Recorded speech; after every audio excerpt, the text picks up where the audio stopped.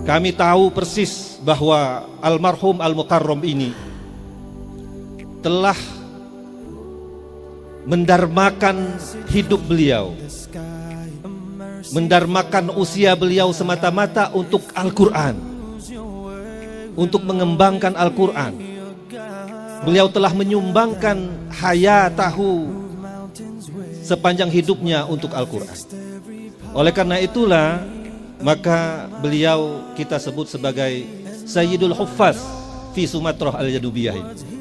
Beliau adalah pemimpin panutan para huffazul Quran di bumi Sumatera Selatan.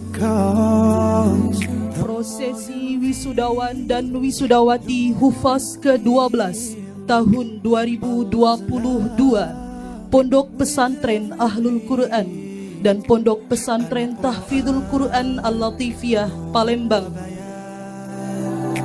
Al-Quran hadiyul iman, Al-Quran miskul khitam. Semua kita sama ikhwan, dai, munfik, orang yang senang puasa, orang yang senang ibadah apapun, la yamassuhu illal mutahharun. Tidak bakal kau dapatkan sir rahasia daripada puasa, sir rahasia dari sedekah, sir rahasia dari dakwah, kecuali kau sucikan dirimu dari hal yang kotor, mulai dari niat yang solehah.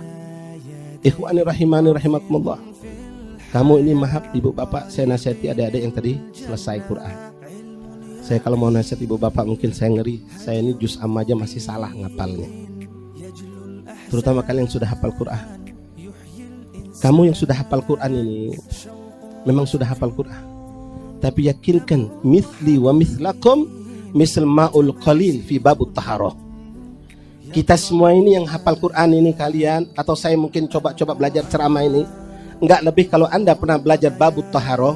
Kita memang sudah dianggap air yang suci barangkali dengan hafal Quran, Quran ada pada diri kita, tapi yakinkan kita ini enggak lebih dari hukum ma'ul qalil, air yang sedikit.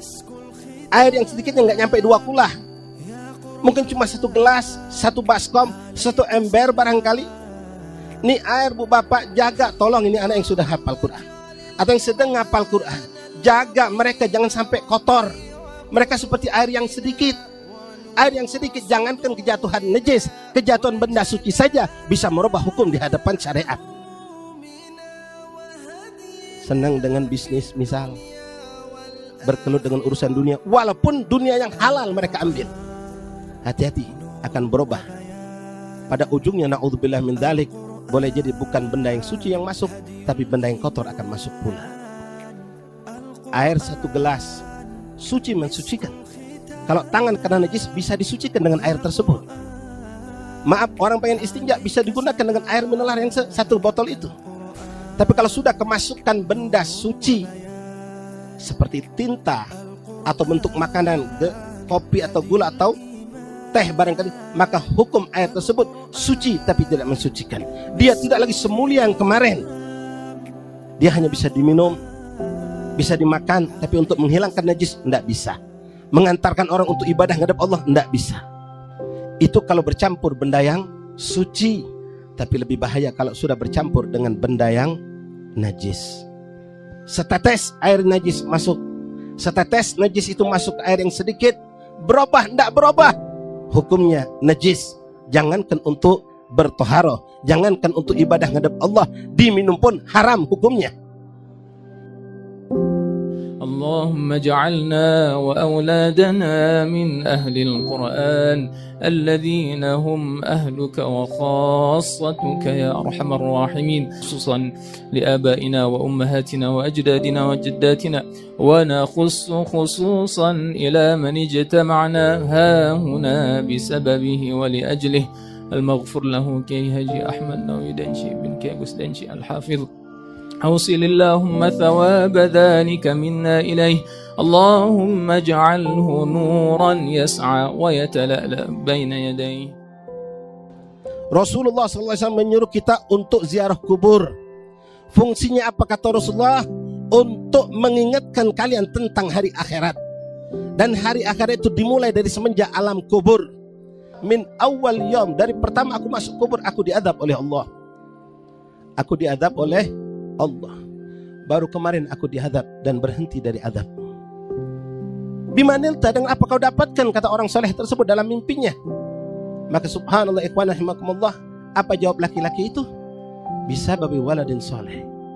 Sebab anakku yang sekarang sudah umur 3 tahun lebih sedikit dibawa oleh istriku ke muallimul Quran, kepada seorang guru pengajar Quran, dan kemarin dia melapaskan, diajarkan dengan nutuk, dengan ditalkinkan melapaskan kalimat Bismillahirrahmanirrahim.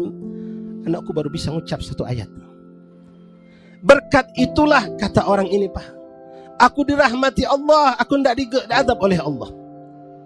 Baru 1 kalimat Bismillahirrahmanirrahim, bukan suratul Fatihah, bukan juz-juz Quran, apalagi khatam Quran. Ila rusulina wa habibina syafi'ina Rasulillah Muhammad bin Abdullah wa alihi wa azwaji wa dzurriyyatihi wa ahli baiti ajmain, bismillah arwah abaina wa ummahatina wa masyaikhina wa li muallimina al ustadina wa liman lahu haqqun alaina wa li jami'il muslimin wal muslimat wal mu'minin wal mu'minat min ummati sayyidina Muhammad sallallahu alaihi wa alihi wasallam, waj'alillahu ma fi kuburihim ad-diya'a wan nur bi barakatil Qur'an, bi barakatil Qur'anil azim, waj'alillahu ma fi kuburihim ad-diya'a wan nur wal fushata was surur wal bahjata wal hubur wal maghfirata ala ahlil kubur wal maghfirata ala ahlil kubur wal maghfirata ala ahlil kubur innaka malikun rabbun ghafur.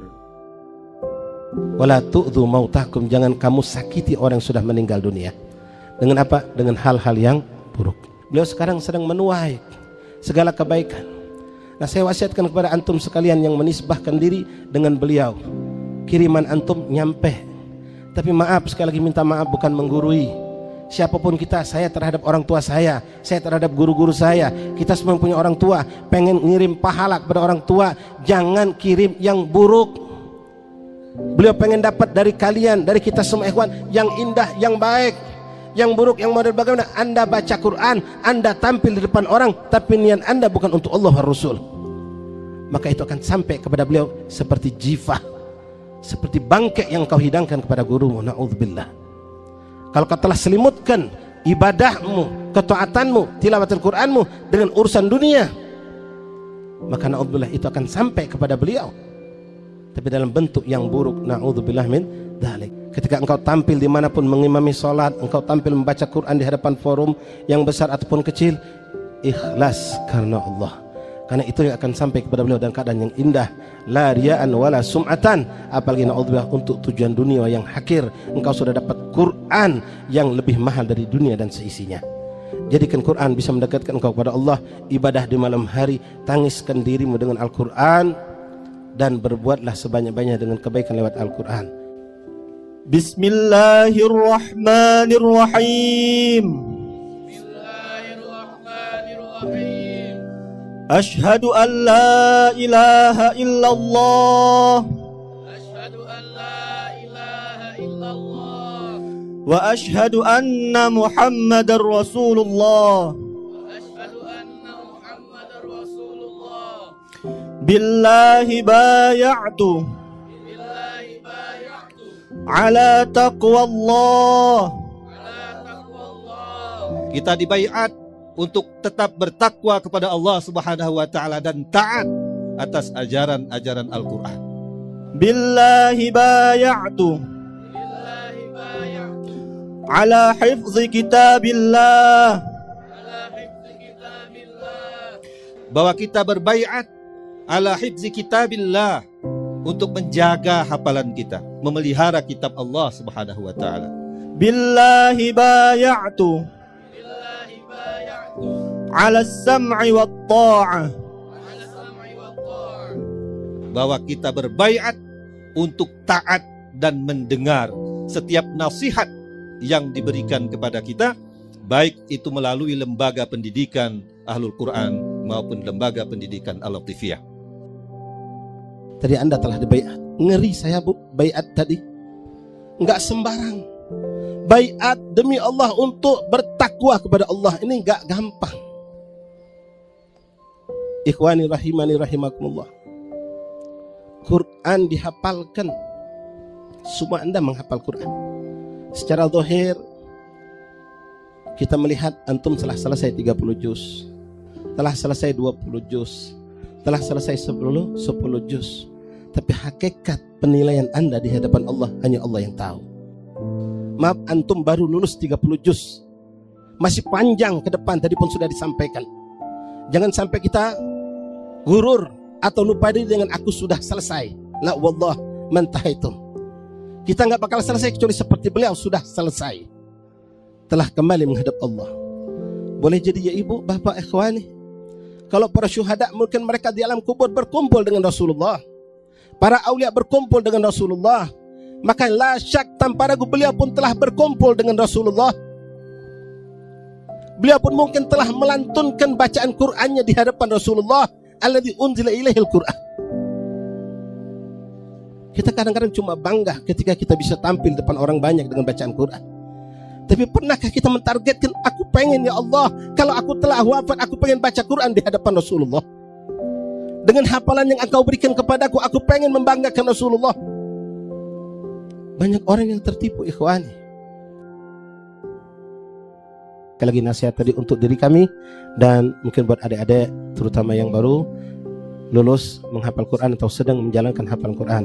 Jadikan hafalanmu indah di hadapan Allah dan Rasul. Jangan bercampur dengan sesuatu yang salah. Niat luruskan mengharap ridha Allah Subhanahu wa taala. Innas salati wa nusuki wa mahyaya wa mamati lillahi rabbil alamin.